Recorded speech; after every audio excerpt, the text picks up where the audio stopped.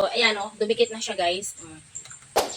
30 plus lang tong glue na to, pero hindi ka dapat magpawala nito. Tignan nyo akong bakit. Kasi super dikit nito guys. Ayan, meron lang akong sira dito yung ilaw ko na yung umiilaw-ilaw na iba-ibang kulay.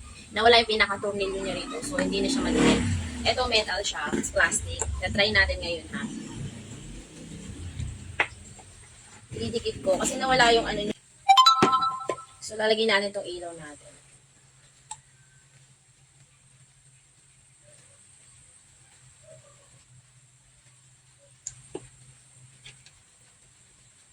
Dapat madikit yung kamay ko.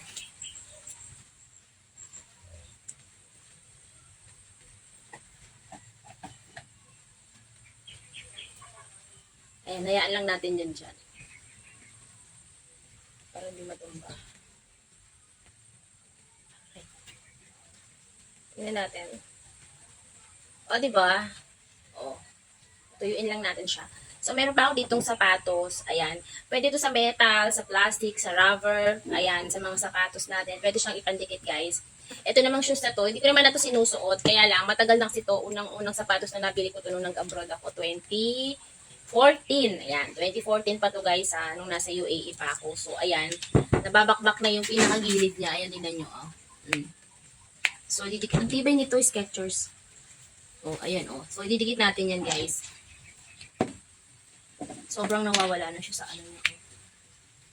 Lumitaw-litaw na siya. So, lagyan lang natin yan.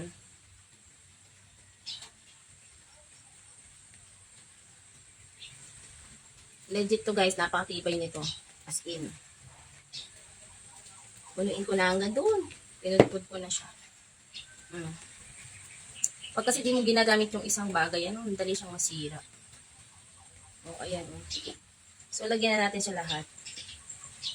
Hindi ko naman siyang itapon. Kasi unang pili ko ito nung nag-abroad ako. Ayan. Guys, oh.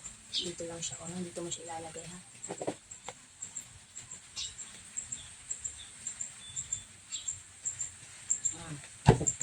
Ito din. Ayan, malaki na rin yung ano niya.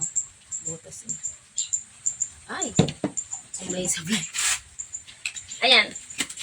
Ito yung oily glue natin. Nasa 30 plus lang to guys, mga wala pang 40 pesos ang pagkakabili ko rito. So, meron siyang kasama mga ganito na maliliit na kapag kayo didikit mo yung maninipis, like may nabasag kang baso, pwede yun, idikit mo, gamitan mo to para hindi sumasablay-sablay yung glue. So, ito, ayan o, dumikit na siya guys. So, pwede na ulit itong gamitin. Kasi nalaglag to, nawala yung pinaka-lock niya sa ilalim. Tingnan nyo, kasi kailangan nito yung parang tornilyo. Eh, nawala, nalaglag siya dahil mahangin doon sa terrace. So, ayan. Pwede na natin ulit siyang gamitin. So, yun lang. Ayan na. Kung nangangailangan kayo ng mga glue na sobrang dikit, legit, ayan. Itong oily glue na to. Marami pang ibang brand nito, pero ito, mas mura kasi siya. Pero same naman silang madikit. Check out nyo na sa Yellow Basket yan.